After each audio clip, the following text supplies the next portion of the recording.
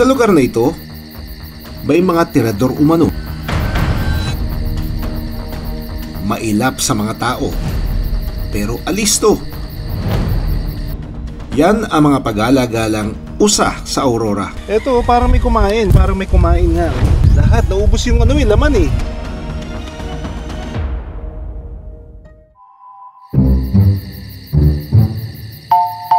Nagtatago sa puno, nakikiramdam. At dahang-dahang naglalakad ang usa na si Usalia. Usalia, Cambia. Pero nang marinig ang tawag ng kanyang amo, oras na ng kanyang pagkain. 2 dekada nang inaalagaan ng mga usa sa 15 ektaryang kabundukan, kung saan malaya itong nakakaikot at nakakakain. Usalia. Pumupunta sa kanya dito eh. Ngayon tinatawag niya, iyan ang isa, lumapit na. Tinatawag niya, alam niya yung pangalan eh. Or yung pag naririnig niya yung boses ni mama.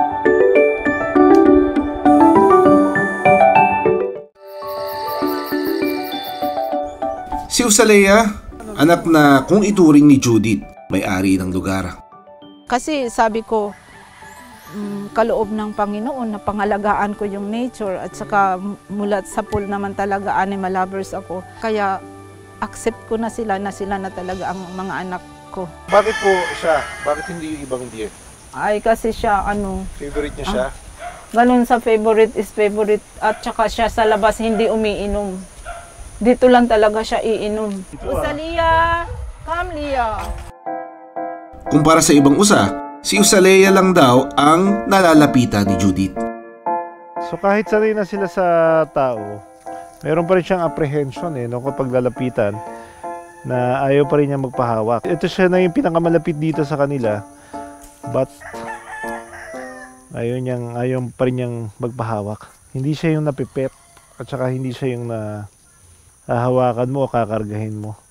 But this is as close as I can get to this deer. Dahil sa pagiging malapit ni Usalia kay Judith, tila nasanay na itong makisalamuha sa tao. Pero hindi lang si Usalia ang usa rito. Karamihan sa kanyang mga kasama, nailigtas lang daw sa mga mangangaso at dito na nagparami. Talamak daw kasi noon ang bentahan at pagkain ng usa sa Aurora. So ngayon, ilan pong heads ng deer? Siguro tansya ko mga nasa around 10 to 15. Okay. So you don't have an exact idea? Wala. Pero nakikita namin, may babies, nanganak sila ngayong December. Nakikita namin 3 babies. Likas na mailap ang mga usa. Para makunan ito, kailangan naming mag-iwan ng camera traps. So ito yung camera trap. Ginagamit natin to kapag meron tayong gustong bantayan na animals or yung mga wildlife na would not otherwise be seen by on a regular day, or kung may daming tao hindi sila lalapit. Yung mga elusive, kagaya ng mga usa, which is why we are setting this up tonight. Nocturnal o mas aktibo sa gabi ang mga usa. Kapag may movement, mag-activate yung camera, makukuha na siya ng video or photos. May pagkakataon din daw na dumarayo ito sa kanilang likod bahay. So nag-install na tayo ng isang camera trap dun sa may bukana.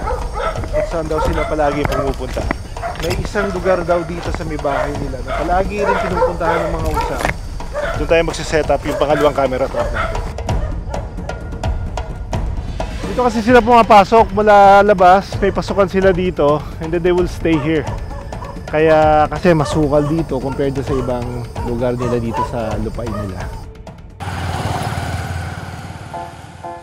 Ang mga kaanak ng usa na si Usalia, may ilap, pero mahilig manginain ng iba't ibang tanim. Kaya may pagkakataong nakakaperwisyo na ito sa kanilang lugar. Masyadong matalim ang ngipin nila. Actually yung yung ngipin nila dito, yung kanilang lips makapal, saka gilagi talagang. Kaya nga, nabubunot nila. May panahon din daw na sunod-sunod ang usang namamatay roon. Namamatay sila, halimbawa, yung marami kaming mango trees. Tapos yung mangoes kinakain nila pag nahulog. Tapos nalulunok nila yung seed. Kung makakapit siya sa loob ng bituka, kaya huwag niyong ipakain sa kanila. may lugar daw ito na binabalik-balikan para magpahinga. So ito yung lugar kung saan daw pumupunta, sabi ni tatay, yung mga usa para magpahinga sa gabi. Kasi nga tignan mo, if you think about it, meron kang stream of water, pwede dito silang uminom. And then yung lugar kung saan sila nag-aano ng sungay. Oo nga, ito, halika. Look at this, oh. Kasi yung mga usa, lalo na yung mga lalaki, kinahasa nila yung... Ito yan, oh, kinakaskas nila yan dyan, oh. Kaya kita mo yung mga bakbak. Ito pa, oh. Ayan. Pati ito. Ayan, oh. Ginaganon nila yung sungay nila. Kasi lumalaki yun, eh. Sometimes para tanggalin din yung sungay. Para mawala, no? And then, tutubo ulit ng bagong sungay. Sa tulong ng camera trap, susubukan nating alamin kung anong lahi ng mga usa ang naninirahan dito. Lalaman natin dito.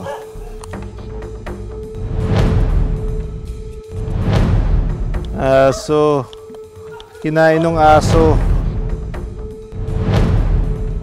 May daga kami nakita eh. Mukhang hindi sila dumating kagabi. We reviewed the one that we installed here dito sa labas. Hindi namin ma-figure out kung usa ba talaga to kasi may may fog na na thin layer of fog na nado sa lupa.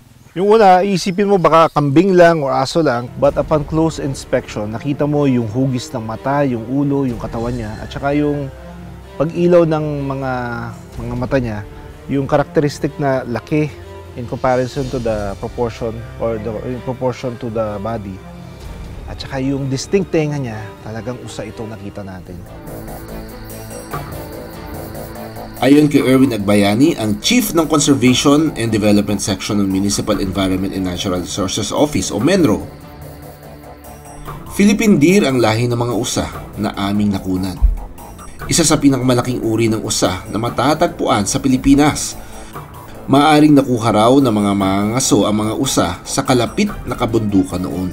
Ito yung Philippine deer. As per daw 2019-09, ito ay endangered species na dito sa Pilipinas.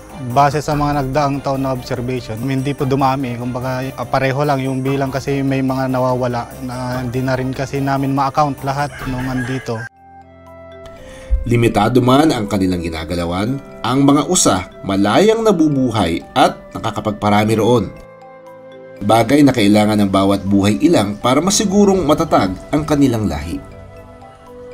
Kahit gaano kalaki ang takbuhan ng mga usa rito, kailangan pa rin ng permiso mula sa gobyerno bago mag-alaga nito. Kaya si Judith may Certification of Wildlife Registration simula pa noong 2005. Ang makagandahan kasi sa isang wildlife na nasa parang free-ranging pa rin siya kahit na may nasa kulungan.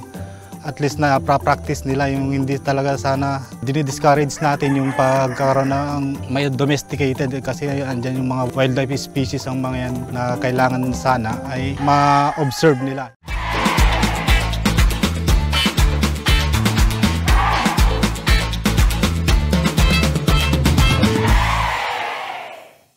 Maraming salamat sa panonood ng Born to be Wild. Para sa iba pang kwento tungkol sa ating kalikasan, mag-subscribe na sa GMA Public Affairs YouTube channel.